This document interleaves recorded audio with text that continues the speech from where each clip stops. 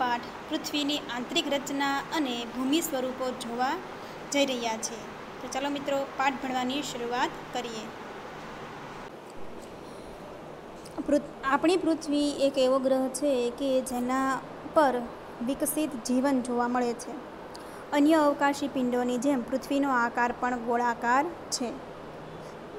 તમને એમ થાય કે અન્ય અવકાશી ગ્રહો પિંડો એટલે શું? તો મિત્રો આપણું જે સૂર્યમંડળ છે એની અંદર ઘણા બધા ગ્રહો, 8 ગ્રહો મુખ્ય, પછી લઘુ ગ્રહો, ઉલ્કાઓ, આ બધા તરતા રહે છે. તો એ બધાનો આકાર જેવી રીતે ગોળ છે એની જેમ પૃથ્વીનો આકાર પણ ગોળ છે. તેમાં અંદર અને બહાર સતત પરિવર્તન થતું રહે છે. શું આપણે એવું વિચાર્યું છે કે પૃથ્વીના આંતરિક ભાગમાં શું હશે? પૃથ્વી કેવા પદાર્થોની બનેલી છે? તો મિત્રો આ બધાની વાત આપણે આજે કરવાની છે. તમે ચિત્ર સરસ મજાનું જોઈ શકો છો કે અંદરના ભાગમાં છે તે લાવારસ, ખૂબ જ લાવારસ છે, ગરમ સ્વરૂપે ત્યાં જોવા મળે છે. બરાબર. પછી જેમ જેમ આગળ જઈએ તો બાહ્ય ભૂગર્ભ, મેન્ટલ, પછી આવે છે પૃથ્વીનો પોપડો, બરાબર, કે જેની ઉપર આપણે વસવાટ કરીએ છીએ. તો ચાલો બધા વિશે આપણે વિગતે સમજીએ. પૃથ્વીનો આંતરિક ભાગ કે ભૂગર્ભ, બરાબર, એના વિશે આપણે જોઈએ. પૃથ્વી એ ડુંગળીની માફક એક ઉપર એક સ્તરથી ગોઠવાયેલ અનેક સ્તરોથી બનેલ છે. તમે આ પૃથ્વીનો ગોળો જુઓ તો તમને એમ થાય કે ડુંગળીનો જેવી રીતે આપણે એક થર ઉખડીએ ત્યાં બીજું થર નીચે નીકળે, એની જેમ પૃથ્વીનો આ જે ગોળો છે, બરાબર, એ પણ આવી રીતે અનેક સ્તરોથી બનેલી છે. પૃથ્વી સપાટીના સૌથી ઉપલા સ્તરને ભૂકવચ કહે છે. પૃથ્વીના ઉપલા સ્તરને ભૂકવચ કહે છે. ત્યાં તમારે અંડરલાઇન કરવાની છે. આ સૌથી પાતળું સ્તર હોય છે. એ ભૂમિખંડ પર આશરે 35 કિલોમીટર સુધી હોય છે. એટલે કે 35 કિલોમીટર સુધી ઊંડાઈ સુધી આપણે ખોદકામ કરીએ ત્યાં સુધી આવું ભૂકવચનું સ્તર આવે છે. ભૂમિખંડની સપાટી ખાસ કરીને સિલિકા અને એલ્યુમિના જેવા ખનિજોથી બનેલી છે.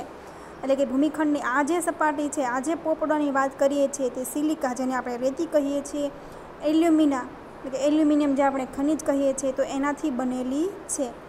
તેથી તેને સિયાલ, જો મિત્રો બંને શબ્દ છે તે જોડી દીધા છે. સી એટલે સિલિકા અને એલ એટલે કે એલ્યુમિના કહેવામાં આવે છે.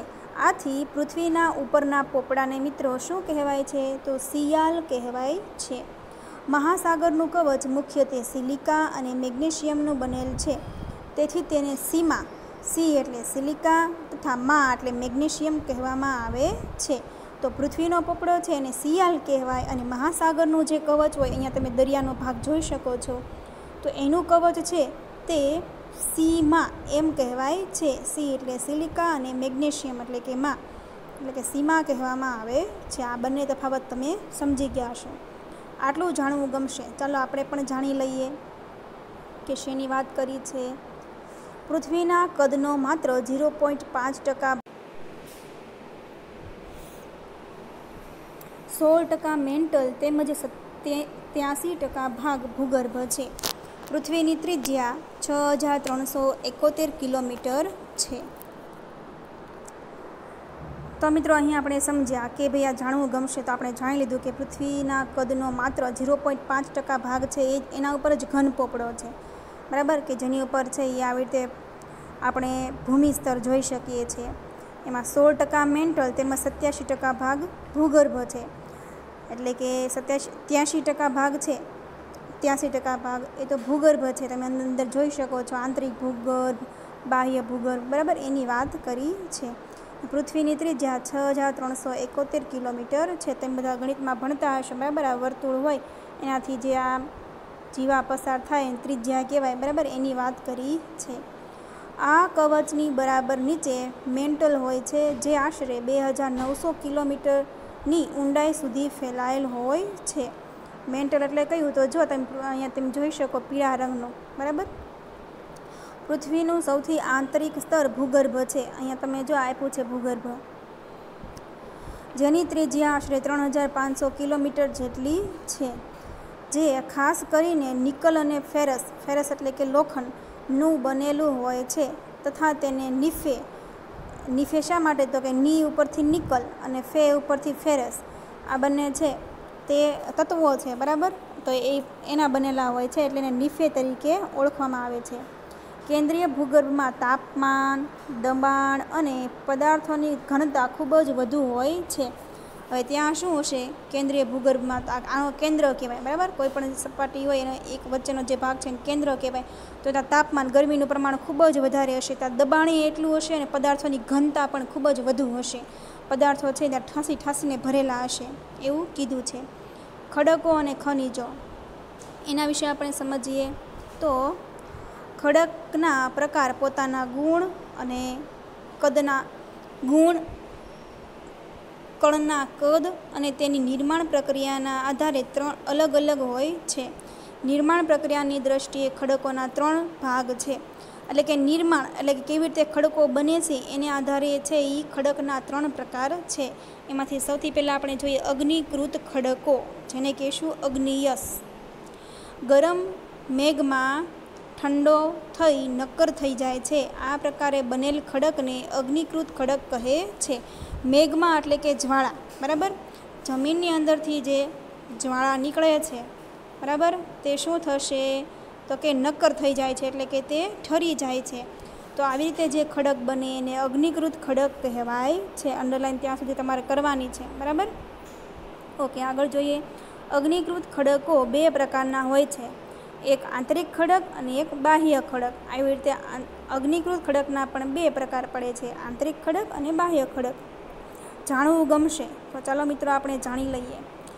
ઇગ્નિયસ, લેટિન શબ્દ ઇગ્નિસ, જેનો અર્થ અગ્નિ થાય છે. પછી છે સેડિમેન્ટરી, તો લેટિન શબ્દ સેડિમેન્ટલ, જેનો અર્થ સ્થિર થાય છે. પછીનો શબ્દ છે મેટાફોર્મિક, જે ગ્રીક શબ્દ છે મેટાફોર્મિક, જેનો અર્થ સ્વરૂપમાં બદલાવ થાય છે. શું તમે જ્વાળામુખીમાંથી નીકળનાર લાવાની કલ્પના કરી શકો છો? વાસ્તવમાં આગની જેમ લાલચોળ પ્રવાહી મેઘમાં જ લાવા છે, જે પૃથ્વીના આંતરિક ભાગમાંથી નીકળી સપાટી પર પથરાય છે. જ્યારે પ્રવાહી લાવા પૃથ્વીની સપાટી પર આવે છે, તે ઝડપથી ઠંડા થઈને નક્કર બની જાય છે. અહીં તમે જો ચિત્રમાં ભૂકવચ પર જોવા મળતા આવા ખડકોને બાહ્ય અગ્નિકૃત ખડક કહેવાય. તો આપણે આગળ જોયું કે આ જે અગ્નિકૃત ખડક છે એના પણ 2 પ્રકાર પડે. તો એમાંથી બાહ્ય અગ્નિકૃત ખડક કોને કહેવાય? તો કે ભૂસપાટી પર જે જોવા મળે, બરાબર, પૃથ્વીની બહાર જે જોવા મળે, તો કે ભૂ એટલે કે જમીન. તો ભૂકવચ પર જોવા મળતા આવા ખડકોને બાહ્ય અગ્નિકૃત ખડક કહેવાય. તેની સંરચના એટલે કે ગોઠવણ ખૂબ નાની દાણાદાર હોય છે. દૃષ્ટાંત તરીકે બેસાલ્ટ. પ્રવાહી મેઘમાં ક્યારેક ભૂકવચની અંદર ઊંડાઈએ જ ઠરી જાય છે. આ પ્રકારે બનેલ નક્કર ખડકોને આંતરિક અગ્નિકૃત ખડક કહે છે. મિત્રો, આ બેસાલ્ટ છે એક પ્રકારનું ખનિજ છે, બરાબર, એટલે કે નાની દાણાદાર હોય છે, બરાબર, બેસાલ્ટ છે એ ખનિજ. પછી હવે શું કીધું છે તો કે પ્રવાહી મેઘમાં ક્યારેક છે એ ભૂકવચ અંદર ઊંડાઈએ જ ઠરી જાય છે. આ પ્રકારે બનેલ નક્કર ખડકોને આંતરિક અગ્નિકૃત ખડક કહે છે. ધીરે ધીરે લાવા ઠરવાને કારણે એ મોટા દાણાનું સ્વરૂપ ધારણ કરે છે. ગ્રેનાઇટ આવા ખડકોનું એક દ્રષ્ટાંત છે. દ્રષ્ટાંત એટલે કે ઉદાહરણ છે.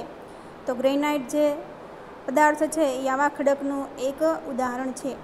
ઘંટીમાં અનાજ, દાણા કે મસાલાને પીસવા માટે જે પથ્થરોનો ઉપયોગ મોટા ભાગે થાય તે ગ્રેનાઇટના બનેલ હોય છે. તો ઘંટીમાં ઘણી વખત જો પથ્થરવાળી ઘંટી હશે તો એમાં જે પથ્થરનો ઉપયોગ થાય, બરાબર, તો એ પથ્થર છે એ કયા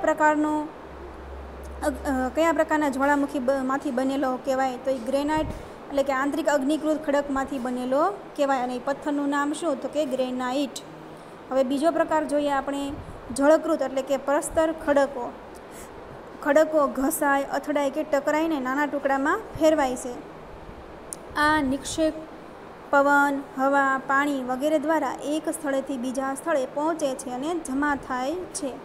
આ નિક્ષેપિત ખડક દબાઈ અને નક્કર બની ખડકના સ્તર બનાવે છે. આ પ્રકારના ખડકોને પ્રસ્તર ખડક કહેવામાં આવે છે. દૃષ્ટાંત તરીકે રેતાળ દરિયો. રેતાળ એટલે કે રેતીયો પથ્થર રેતના કણોથી બને છે. આ ખડકોમાં વનસ્પતિ, પ્રાણી અને અન્ય સૂક્ષ્મ જીવાણુઓ કે જે ક્યારેક આ ખડકોમાં જોવા મળે છે, જે જીવાશ્મી પણ બને છે. એટલે કે શું કીધું છે, આ જળકૃત ખડકો કેવા હોય તો કે ભાઈ ખડકો છે એ ઘસાઈને, અથડાઈને, ટકરાઈને નાના નાના ટુકડાની અંદર ફેરવાઈ જાય છે.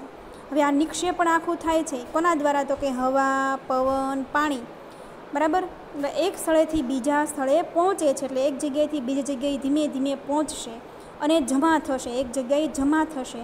હવે જે જગ્યાએ જમા થાય ત્યાં શું બનશે તો કે એક પ્રકારના છે તે સ્તર બનશે, એક સ્તરમાંથી બીજું સ્તર, એમાંથી બીજું સ્તર, બરાબર. તો આ પ્રકારનું જે ખડકોનું સ્તર બને છે, એક ઉપર બીજું સ્તર, એને આપણે કહેશું જળકૃત ખડક, એટલે કે પ્રસ્તર ખડક કહેશું. હવે આ જે ખડક છે એની અંદર ભાઈ રેતીના કણોથી પણ બન્યો હોય. પછી આ ખડકોમાં કઈ કઈ વસ્તુઓ જોવા મળે તો કે ઘણી વખત પ્રાણી જોવા મળે, પછી વનસ્પતિઓ જોવા મળે, સૂક્ષ્મ જીવોના એના કણો પણ આ ખડકોની અંદર જોવા મળતા હોય છે, કારણ કે એ જે છે એ આ સ્તરની અંદર છે તે ભળી ગયેલા હોય છે. ઓકે, હવે જોઈએ રૂપાંતરિત ખડકો. અગ્નિકૃત અને જળકૃત ખડકો ઊંચા તાપમાને અને અતિશય દબાણના કારણે રૂપાંતરિત ખડકોમાં ફેરવાઈ જાય છે. એટલે કે જુઓ મિત્રો, અહીંયા તમે ચિત્ર જોઈ શકો છો, બરાબર, કે ભાઈ શું થશે તો કે અગ્નિકૃત ખડકો, આ જે અગ્નિકૃત ખડકો છે તે અને જળ ખડકો, એટલે કે જેને આપણે પ્રસ્તર ખડકો કહીએ છીએ તે ધીમે ધીમે શું થશે તો કે ઊંચું, એટલે કે વધુ ગરમી પડશે અને અતિશય દબાણ લાગશે. એના લીધે શું તો કે ધીમે ધીમે રૂપાંતરિત ખડકોમાં ફેરવાઈ જાય છે. તેવા ખડકોને રૂપાંતરિત ખડકો કહે છે. દૃષ્ટાંત તરીકે ચીકણી માટી, સ્લેટમાં અને ચૂના પથ્થર એ આરસ પહાણમાં ફેરવાઈ જાય છે. એટલે આપણે એમ કહી શકીએ કે આરસ પહાણ એ રૂપાંતરિત પથ્થર છે, એટલે કે રૂપાંતરિત ખડકનું ઉદાહરણ છે.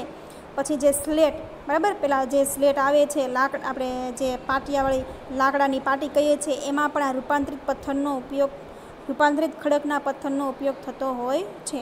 ઓકે મિત્રો, તો અહીંયા સુધી આપણે ભણ્યા છીએ. હવે પછીનો જે લેક્ચર છે તે આપણે નેક્સ્ટ વિડીયોમાં કહીશું, અથવા તો તમારે શાળા ખુલી જશે ત્યારે આપણે સ્કૂલમાં તમે આવો ત્યારે આપણે સાથે મળીને ભણશું. ઓકે, ત્યાં સુધી મિત્રો આવજો. જય હિન્દ, જય ભારત.